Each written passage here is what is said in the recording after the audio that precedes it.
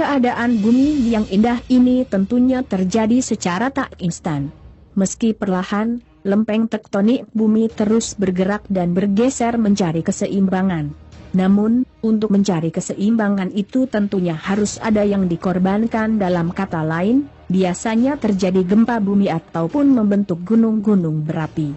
Dan hasilnya, bumi yang kamu injak saat ini sangat berbeda dengan bumi ratusan hingga jutaan tahun lalu. Dulu, bumi itu menyatu dan kemudian lempeng bumi bergerak hingga membentuk pulau.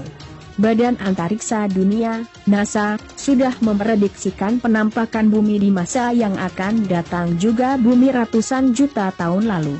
Hal ini digambarkan secara baik melalui ilustrasi yang dibuat dalam Palomar Project dan hasilnya, kepulauan Indonesia akan lenyap dari muka bumi ini. Pada zaman itu, lempeng bumi masih menyatu dan masih pada zaman es. Berdasarkan analisa Dr. Christopher Schultze yang mengelola Palomar Project ini, wilayah Amerika Utara lah yang menjadi pusat pembentukan superkontinental tersebut.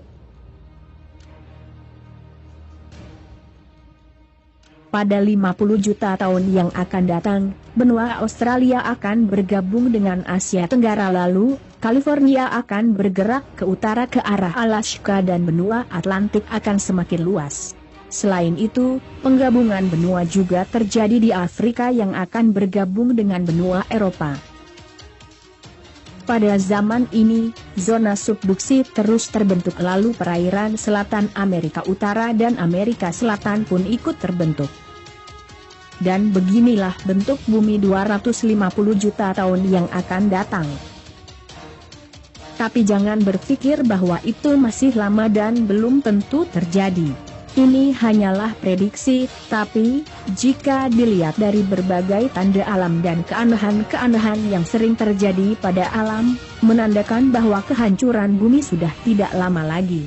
Semua itu akan cepat terjadi karena rusaknya moral manusia zaman sekarang yang tidak lagi takut dengan Sang Pencipta.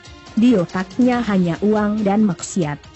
Generasi yang kebanyakan otak bau selangkangan yang tidak tahu bagaimana cara mendekatkan diri pada Sang Pencipta.